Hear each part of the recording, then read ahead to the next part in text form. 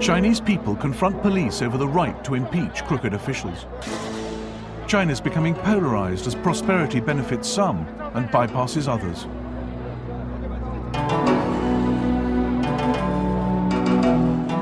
How can people with a grievance negotiate with the state?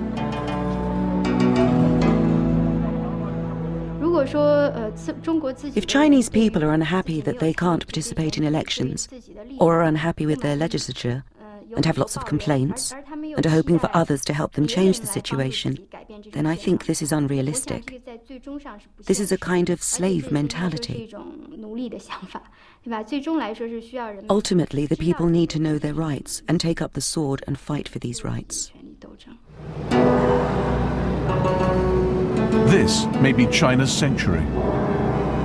She's growing richer, growing stronger. And the process is taking her people through momentous upheavals. This television series has had exceptional access to the country, her institutions and people at a critical time. This is China from the inside.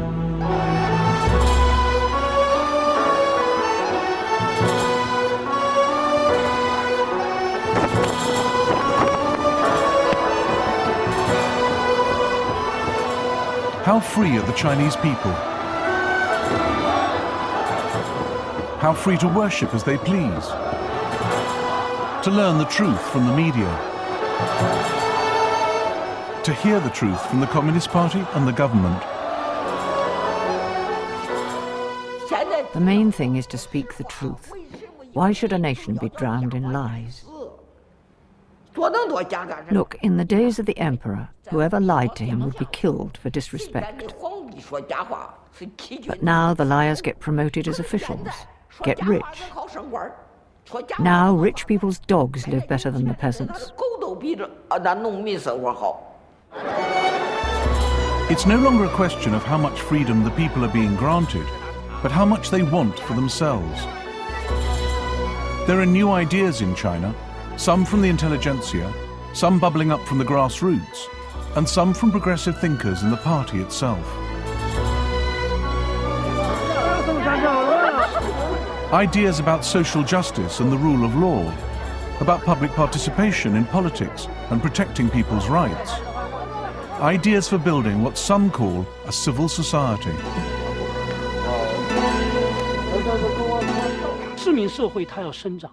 Civil society is like a seed.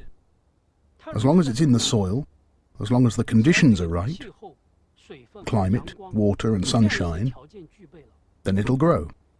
The seed may be weak, but the force of its growth is strong. It needs to grow. You may want to stop it, but the clever leaders will realize that this is a new force.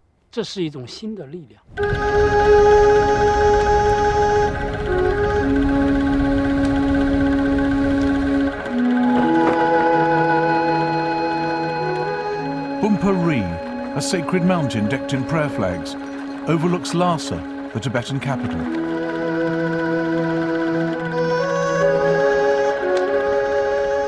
The scraps of paper are called wind horses, sacred texts which ride the wind, bringing good luck.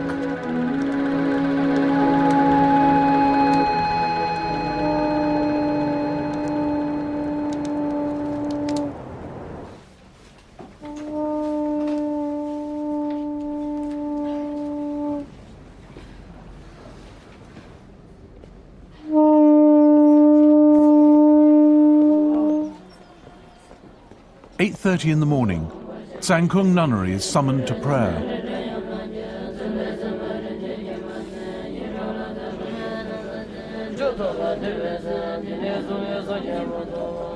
It's a special day. The monthly service for the deity Naljorma has coincided with the 600th anniversary of the death of Tsongkhapa, a founder of the major school of Tibetan Buddhism.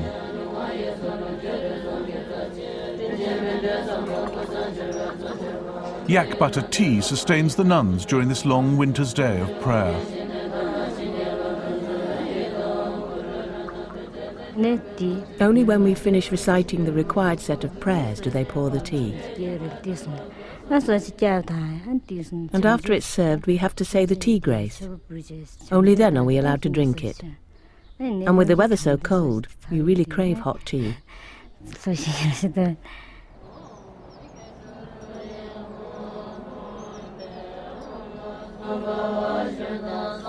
China's constitution protects what it calls normal religious practices. Throughout the service, pilgrims come and go. Every winter, when there's less work for farmer and nomad, they converge on the holy places of Lhasa.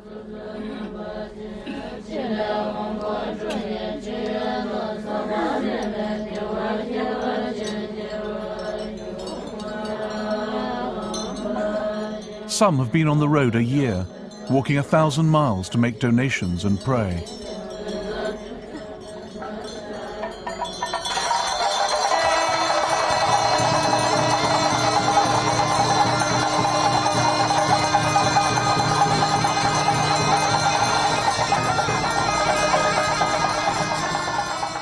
Important though today's ceremony is, the director of the nunnery, Tenzin Zangmo, does not attend. I'm the oldest, and now can't sit cross-legged for long. Anyway, I never had the chance like the other nuns to study and practice these prayers and rituals, because I've been too busy working. I've had my hands full, renovating the nunnery and restoring the holy statues.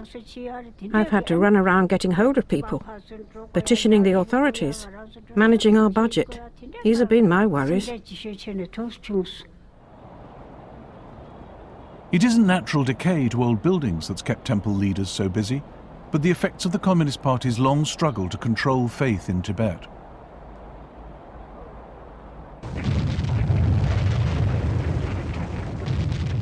Since Tibet's rebellion against China in 1959, when the Dalai Lama fled into exile, religious buildings have been razed to the ground, monks and nuns imprisoned. And thousands of Tibet's monasteries were devastated in the 1960s during the Cultural Revolution. It was terrifying during the Cultural Revolution because all the sacred objects were destroyed. That wasn't unique to our nunnery. It happened across the country. Nothing was left, not even a stick of incense.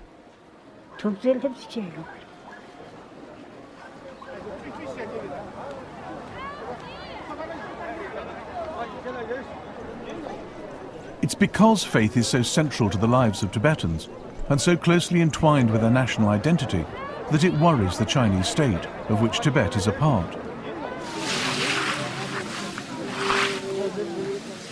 The atheist Communist Party exercises religious tolerance as a function of political control.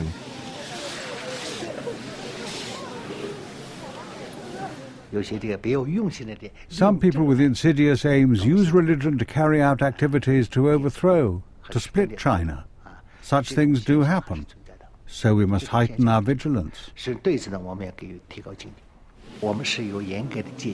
We have a strict line on this. The party has a policy of respecting religious freedom. If you go in for religion, your beliefs should be respected and protected. But if you use religion as a cover to try to split China or harm national security, then you're breaking the law. It's not allowed.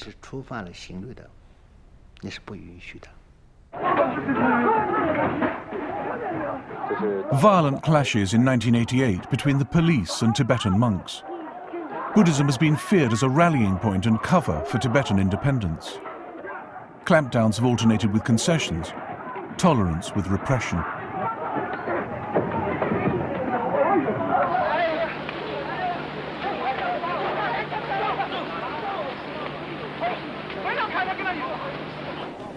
Today, Tibetan Buddhism is permitted on the party's strict terms. Neither government employees nor students are allowed to practice. The state micromanages religion. We get many applications at our nunnery for acceptance as a nun. But we can't just enrol people as and when we like. There's a limit set by the party, and that dictates our decision-making. The Communist Party isn't just worried about numbers. It also requires all applicants to be vetted.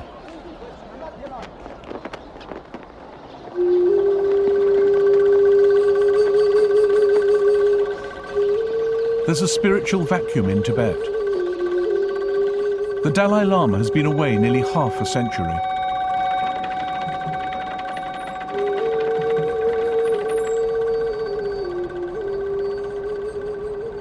Just displaying his photo can lead to arrest. It's hard to know what the pilgrims feel about their long-absent spiritual leader. Hard to know how they'd respond to his possible return, because, tellingly, it's not safe for them to discuss it.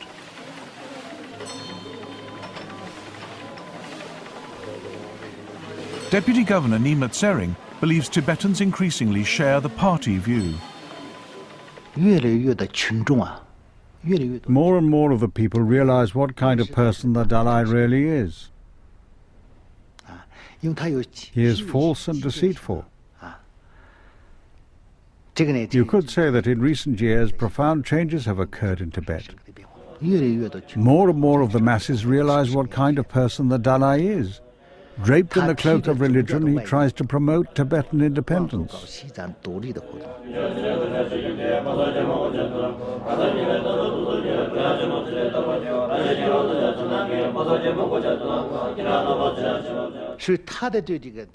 So ordinary people see ever more clearly that he is trying to split the motherland and make Tibet independent.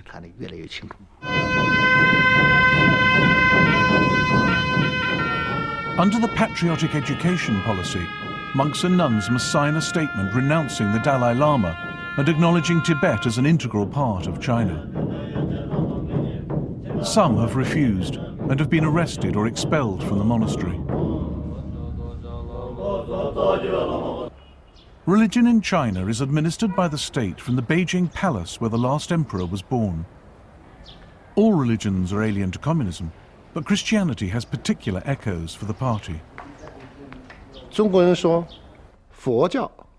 The Chinese say Buddhism came in peace to China, on elephants and white horses. But the Christian God came to China riding on a cannonball.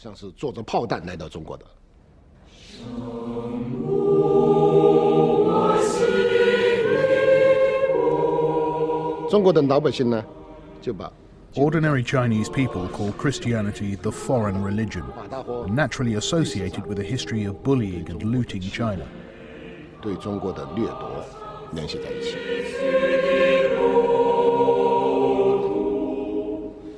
Christianity has been adapted for China, removed of what Ye Xiaowen has called its Western taint.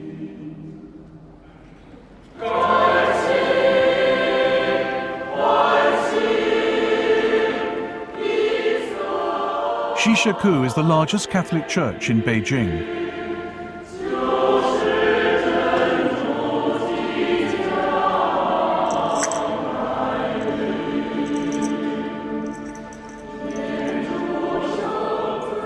This is Catholicism, but it isn't Orthodox Roman Catholicism.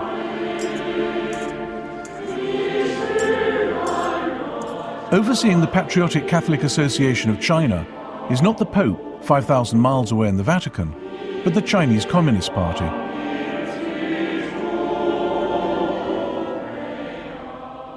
It's the principle of every citizen to uphold the party's leadership. As citizens, we cannot call this into question. They are the ruling party.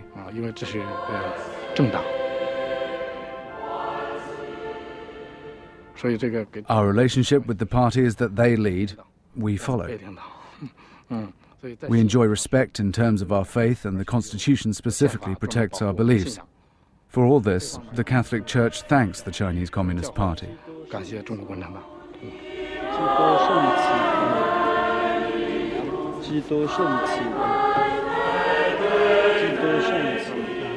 The state limits the number of churches, Catholic and Protestant, approves the appointment and dismissal of clergy, monitors the printing and distribution of Bibles. Perhaps 20 million worship in the officially approved churches, but some Chinese don't want anything between them and their God, least of all the avowedly atheist Communist Party.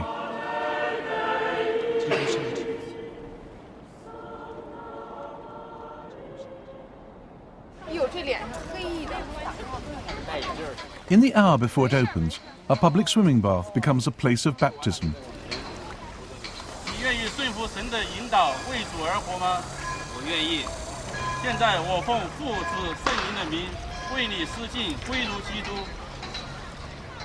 This is a rare glimpse into the hidden world of unregistered or house churches in China.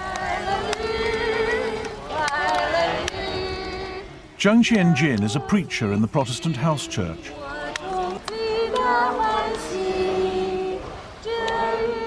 Around 40 million Chinese of different denominations worship quietly in anonymous buildings and people's homes.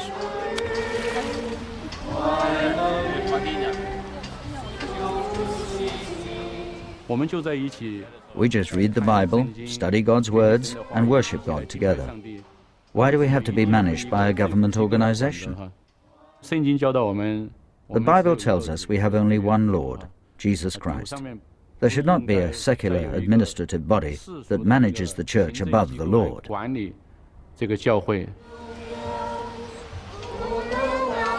Why does the director of religious administration think people go outside the law to attend house churches?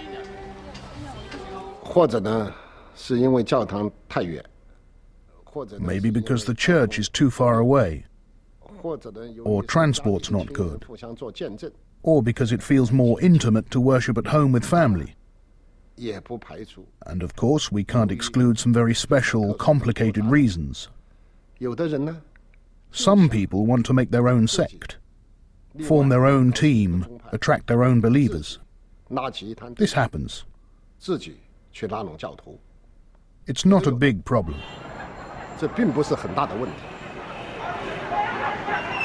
Police jostle with believers as the authorities demolish a house church. Local policy is inconsistent. Officials in some places turn a blind eye to the house churches. Elsewhere they are persecuted.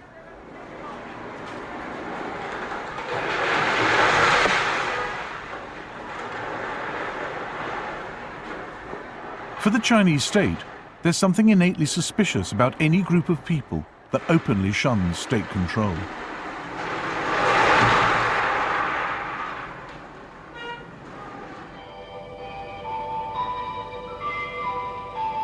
Falun Gong, a meditative sect practicing healing exercises, was only branded a dangerous cult when, in 1999, 10,000 practitioners from across China suddenly appeared on the pavement outside party headquarters in Beijing. Their protest for recognition was silent and peaceful, but this power to mobilize the masses greatly alarmed the party. A year later, a Falun Gong protest in Tiananmen Square crushed by police and plainclothesmen. In the draconian suppression of Falun Gong, many believers, including the middle-aged and elderly, were arrested, beaten, sent to labor camps.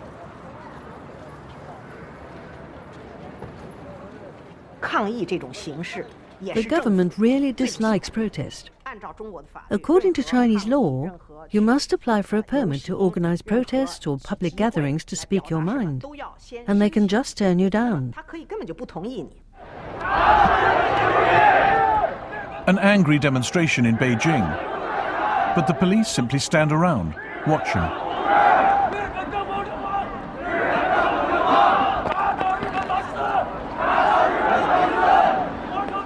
It all depends on who is protesting, about what. Irritated by Japanese claims over some disputed islands, the Chinese government allows a group of nationalists to harangue the Japanese embassy.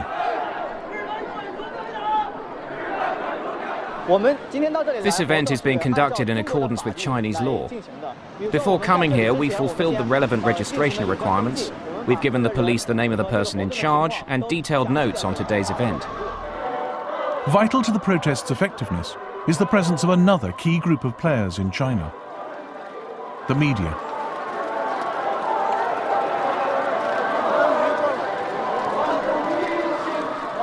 By allowing the protest and letting the media cover it, the Chinese government conveyed a message of defiance to Japan.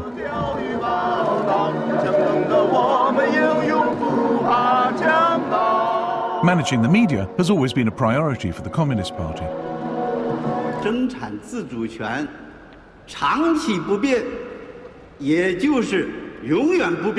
Just once a year, the Chinese Prime Minister, Wen Jiabao, holds a press conference.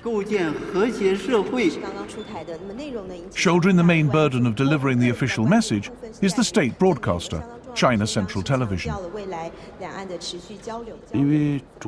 As the Chinese Communist Party is our ruling party, we as a TV station publicize the party line and its policies to the letter. In propaganda terms, at home we represent the party and government, and abroad the country and the Chinese race. An extremely important function is to relay the voice, the ideas of our ruling party.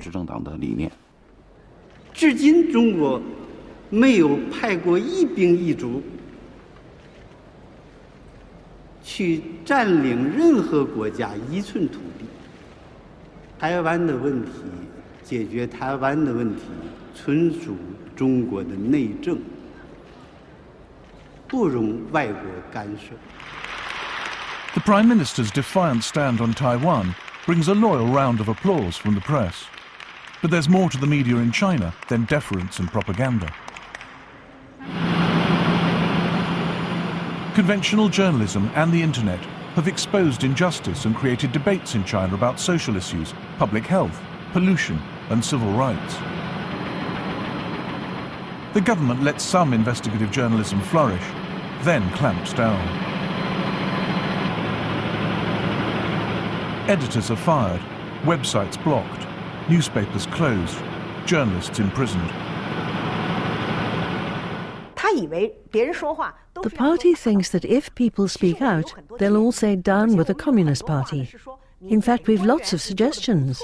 We often want to praise officials who are doing well, but they're too scared. They've no self-confidence, so they use the simple control of not letting you speak. This is plain stupid. But the market is creating more and more choices. And people who can choose don't necessarily buy propaganda. The magazine South Wind Window in Guangzhou sells 200,000 copies every 2 weeks. Although here in China we're in a country with a one-party system, we still maintain our own standpoint, whether in monitoring the government or relaying information from society.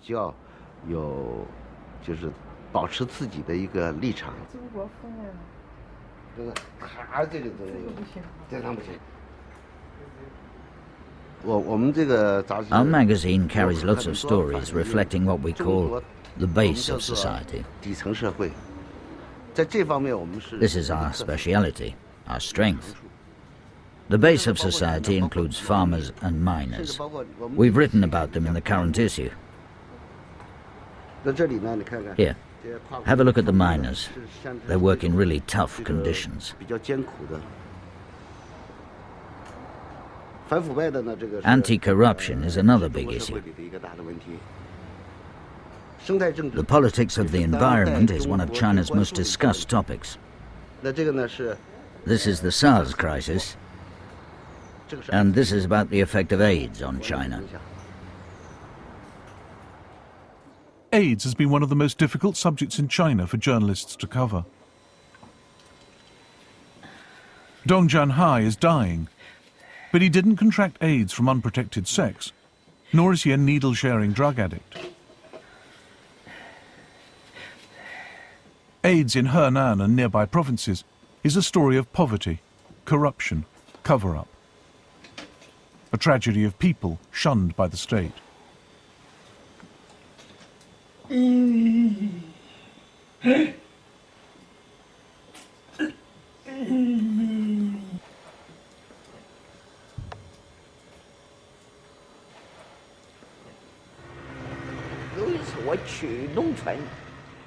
I once went into a village and heard a child's voice in the distance calling, "Come down, come down."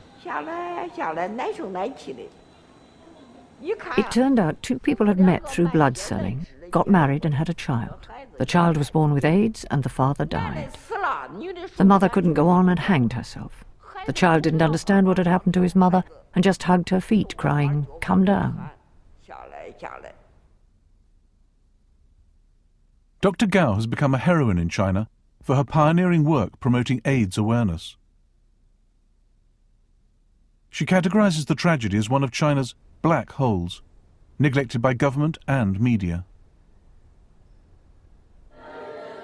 Shuangmiao village, Henan province, in January 2005, the night before yet another funeral.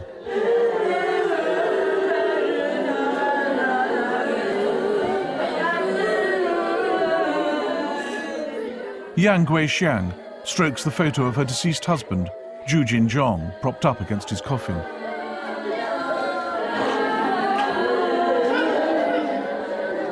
He'd sold his blood to commercial blood collecting clinics to raise extra money to support her and their 2 children.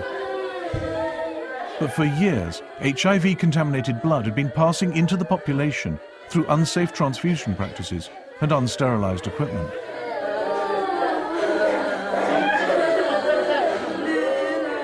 What makes Yang Guixiang's grief so poignant is that her husband's death, like the deaths of thousands in Henan province, was avoidable.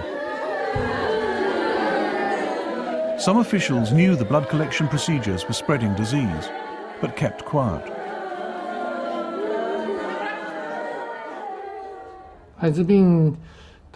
Some officials are reluctant to publicize AIDS because they're worried there'll be discrimination against the area, that economic development will be affected.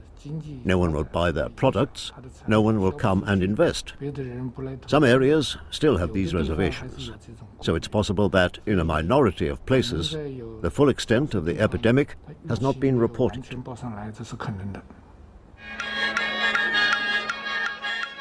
The next day, people flocked to Zhu Jinzhong's funeral.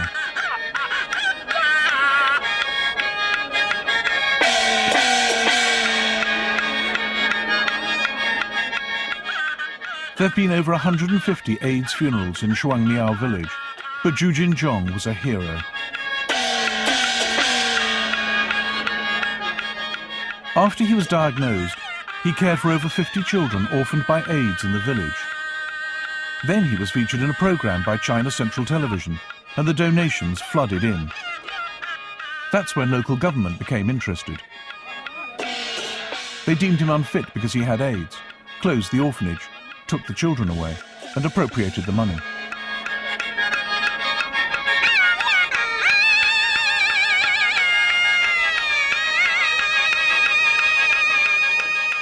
Official figures say 69,000 have contracted AIDS from blood selling.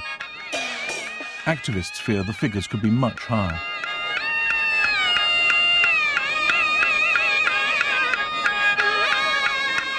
A third of mothers with HIV from blood selling in Henan are passing it on to their babies.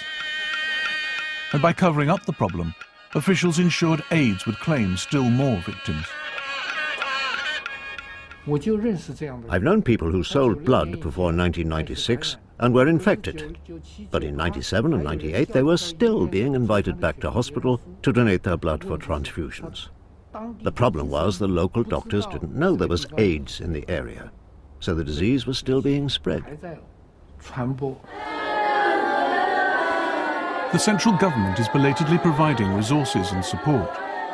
But some local officials have embezzled money, blankets and food intended for victims. They chase away doctors and journalists from AIDS villages. And although unsafe blood collection practices were made illegal in 1996, Dr. Gao is sure the lethal trade continues. Those officials who encourage blood selling should be locked up, even executed. Look, we've had a blood transfusion law for 10 years. How can they still encourage the illegal blood trade? What are these vampires doing in power? Why are they still alive?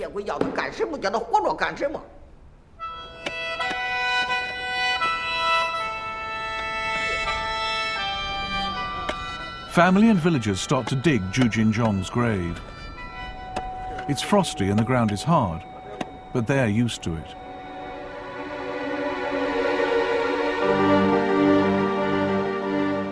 The frustration of AIDS victims at inadequate medical care and government indifference has led to violent clashes.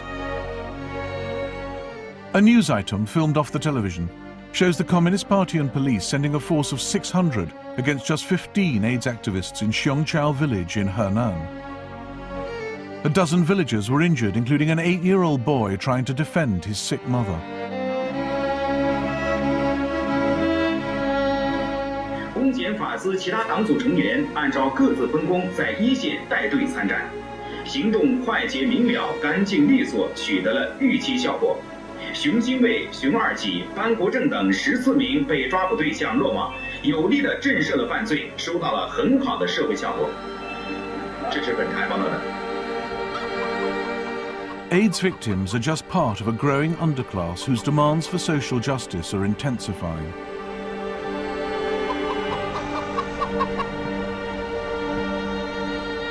There's a deep gulf between rich and poor, with most of the poor in the countryside.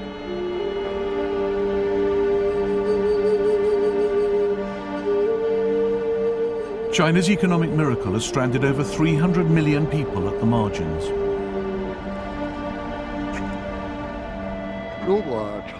If this inequality persists in the long term, and if people continue to be marginalized, then of course it's worrying. The thing is, now we recognize this phenomenon, we can't ignore it. We hope we have the sensitivity to face up to the problems and solve them.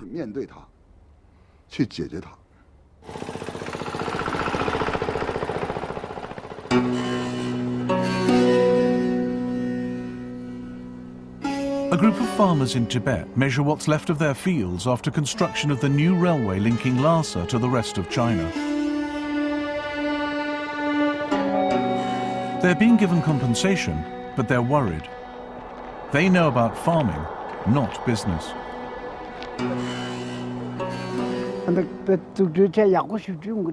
They say the construction will be very good for Tibet's development. As for the fields, there's been immeasurable loss. It's hard to say if it's been good, sir, because our very livelihood is in these fields. We've lost large tracts of agricultural land for which we've been told we'll be given due compensation.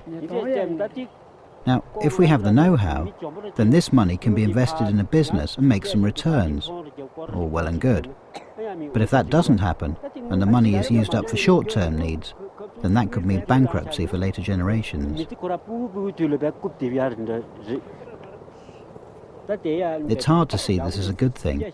The land may not be that fertile, but at least it gives us food year in, year out. That money isn't going to last a lifetime if investment returns aren't generated.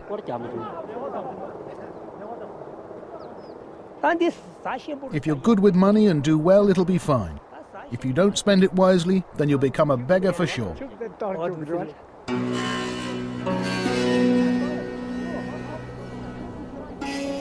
Land grabbing causes deepest resentment when developers and officials strike deals behind people's backs and then pocket the compensation.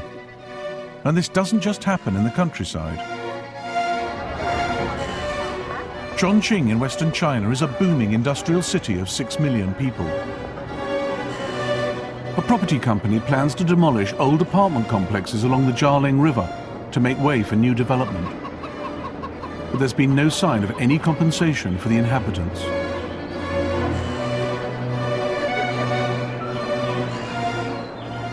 They put up a poster appealing to municipal government for help, but have heard nothing. The community fears that officials are on the developers' side, not theirs.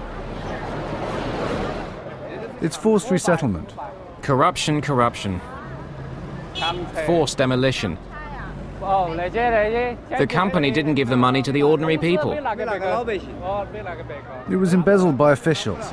The government feels threatened. They won't let people talk. It's my home. We haven't seen a penny. They exploit us, the working people. There's no other country in the world like this.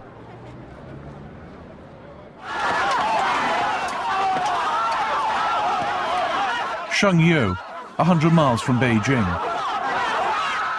Farmers are attacked by armed thugs working for corrupt local officials who want to grab the fields for a state-owned power station.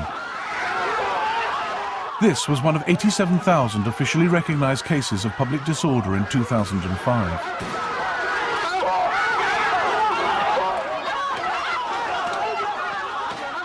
Six farmers were murdered. Villagers placed the bodies outside local party headquarters with a flag bearing the word, "Injustice."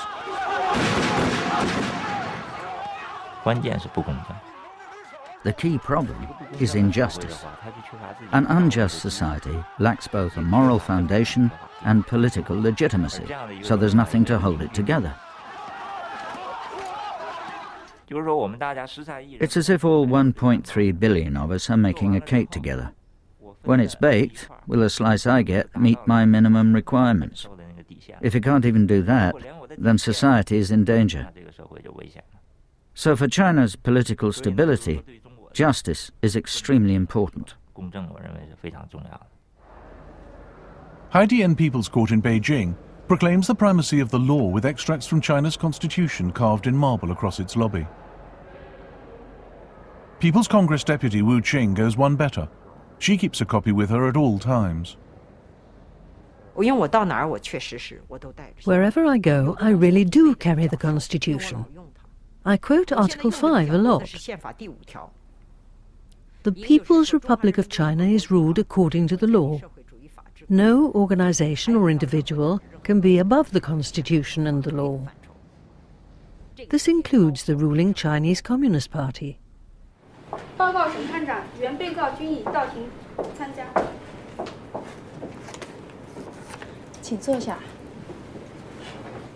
A judge in Jiangsu province is hearing a dispute over obstructed access to natural light. 这也比较清楚了。那么今天呢，安排调解一次，希望大家实事求是啊，本着解决问题的这个诚意，把矛盾解决掉。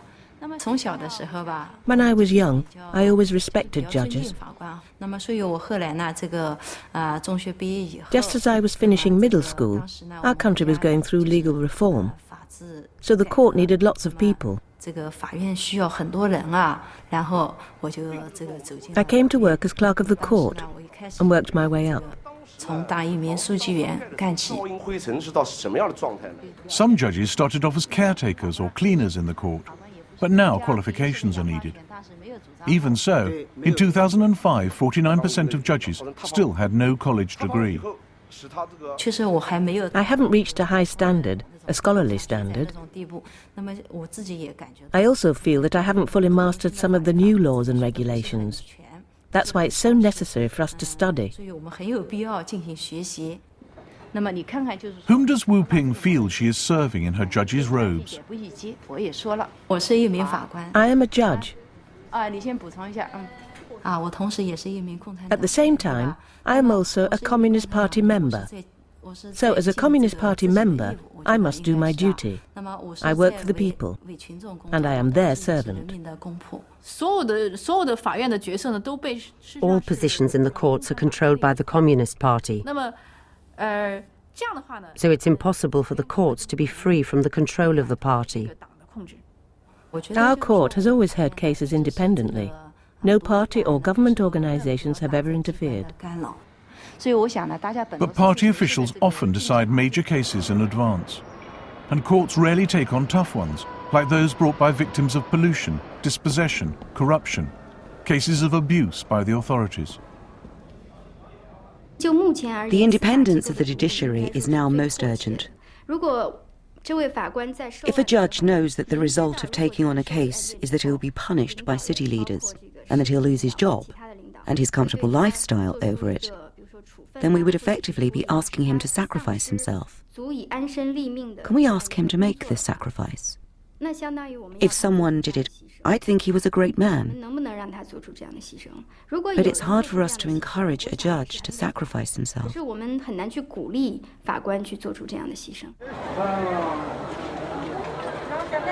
Hundreds of thousands of people look not to the courts to secure justice, but to the ancient Chinese right to petition. Many travel long, hard journeys to Beijing, living rough in a makeshift community near the office where petitions to the government are submitted. 回去不行再来，你把这个先复印一个留底的啊。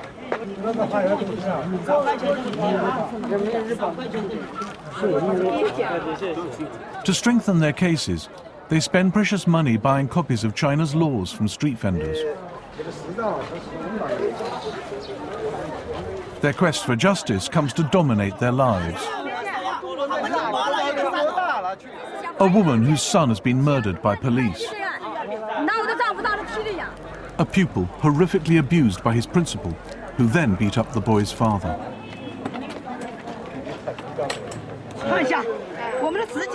A mother whose son has been executed and is being denied access to his body for burial. Many become frustrated and disillusioned. In 2005, the Chinese authorities admitted that 80% of petitioners' cases are legitimate. If 80% of people's petitions are justified, and the government and the law can't help them solve their problems,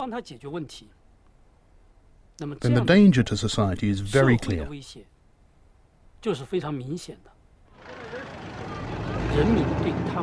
The people don't trust their local governments.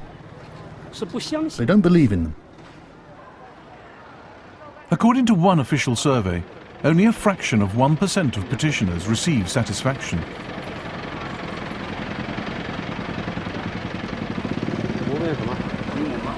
Officials mostly see them as a threat and embarrassment and send them off home.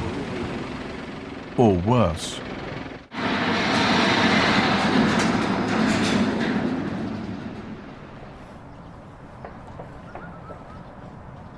China has a complete penal system devoted to re-education through labor. The women in this model camp outside Beijing have had no trial or legal defense, but have simply been sentenced in a police station for up to 4 years in labor camp. Their offences have involved drugs or sex or property, and some have caused what are called social disturbances.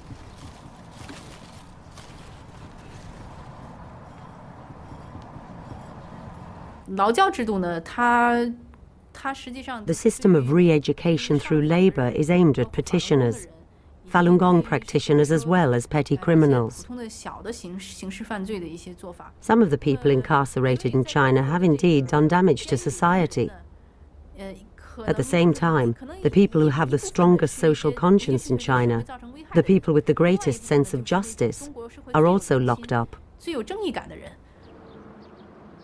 There's an ideological dimension to the rehabilitation process. The idea that re-educated offenders will emerge from the camps remoulded as new people.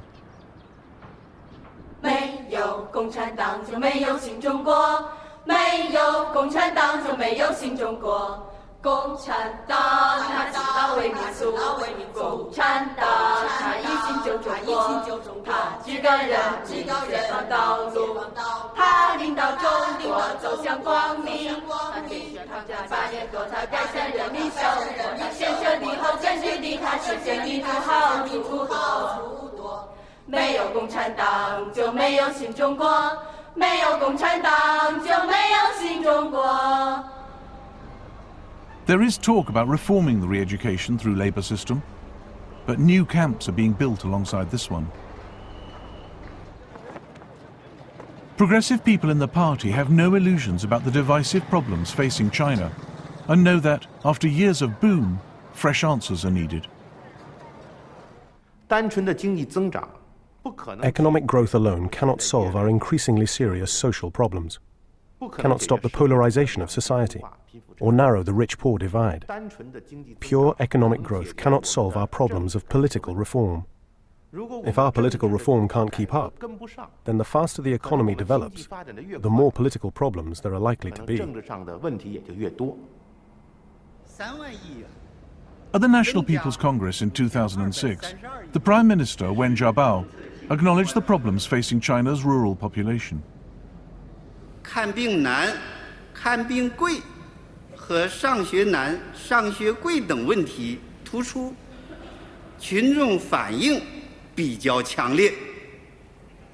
在土地征用、房屋拆迁、库区移民、企业改制、环境污染等方面，还存在一些违反法规和政策而损害群众利益的问题。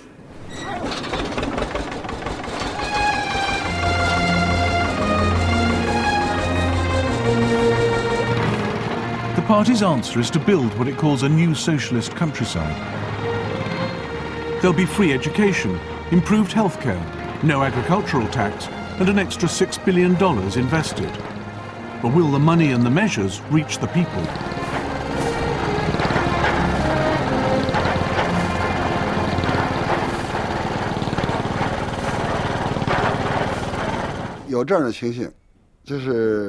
There are cases where good policy from the centre is not correctly implemented at local level.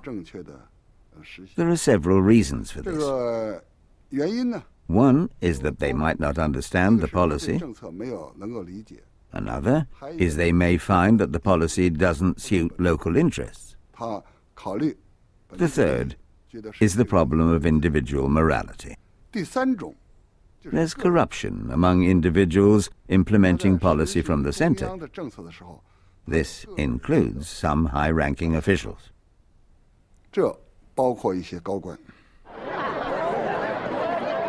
A litmus test for freedom and justice in China is, what happens when peaceable, patriotic people take Beijing at its word and use the law to take on local misrule and corruption? 当我们讲市民社会的时候，我们会想到 When we talk about civil society, we think of each individual, each member of society having their rights.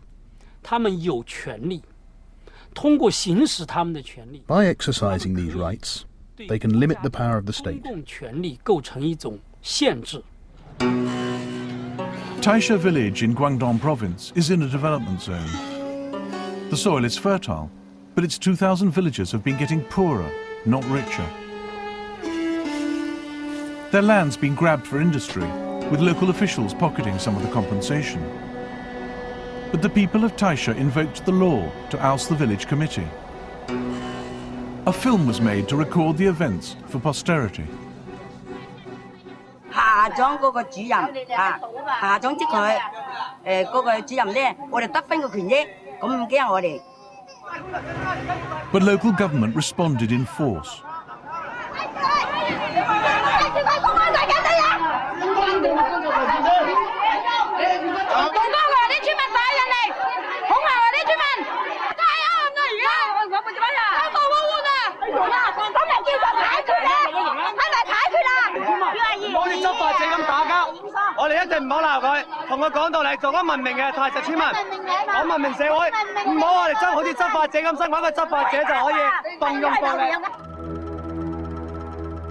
Hundreds of riot police swarmed over Taisha. They stole the account books containing evidence of wrongdoing.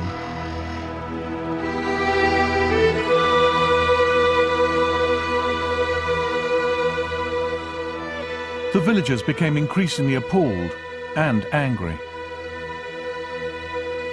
正義感嘅官人一拍板已經答應咗呢啲事，使乜左等右等，一陣又問人辦乜嘢問話，佢都唔知咪共產黨咯，我都冇懷疑佢就係。我係黨員啊嚇，我話咩？即係話我唔憤呢班男家產，受佢。Many villagers, including the elderly, were beaten and arrested.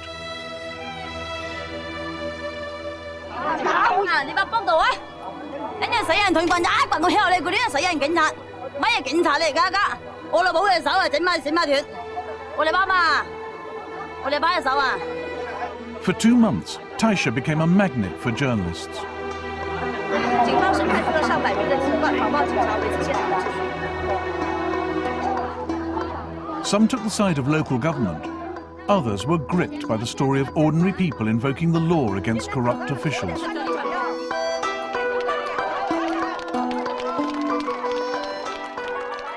我们的现在没有办法的情况之下，希望你们的媒体同我们的就让阿湾的政权进入中央的领官领导，我们全面根本是没有办法了，现在真是没有办法了。Lawyers and academics gave the villagers free advice and helped spread the story. The villagers insisted on their rights, voted out the old guard and elected a new committee. The results were accepted as legal and valid. China's party newspaper, People's Daily, praised the Taisha impeachment as a model for village autonomy, showing the signs of a democracy controlled by legal process.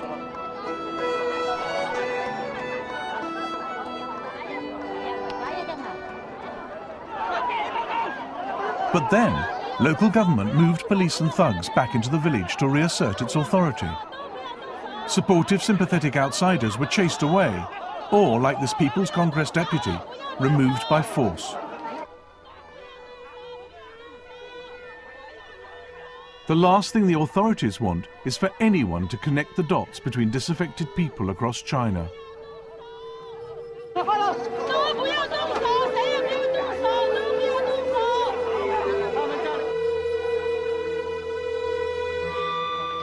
With militia crawling all over the village, the newly elected committee stepped down on grounds of ill health.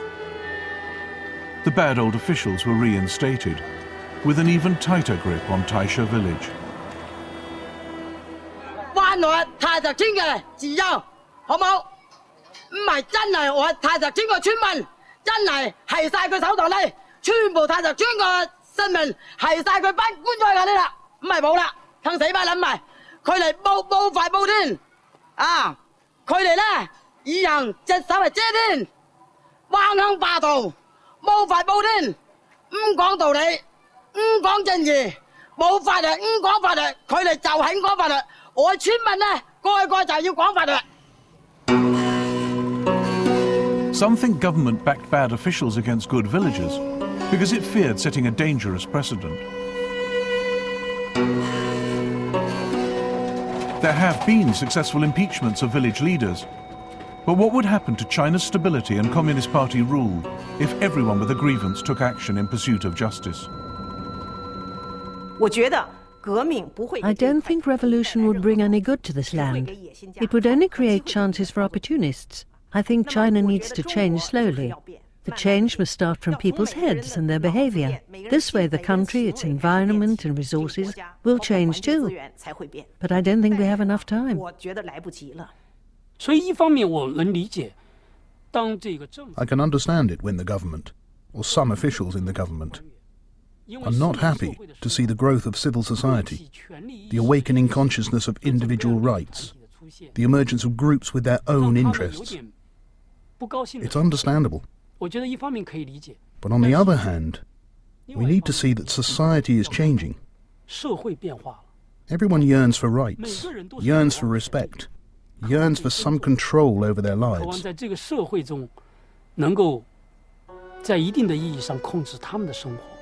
When the conditions are right, everyone will make these demands.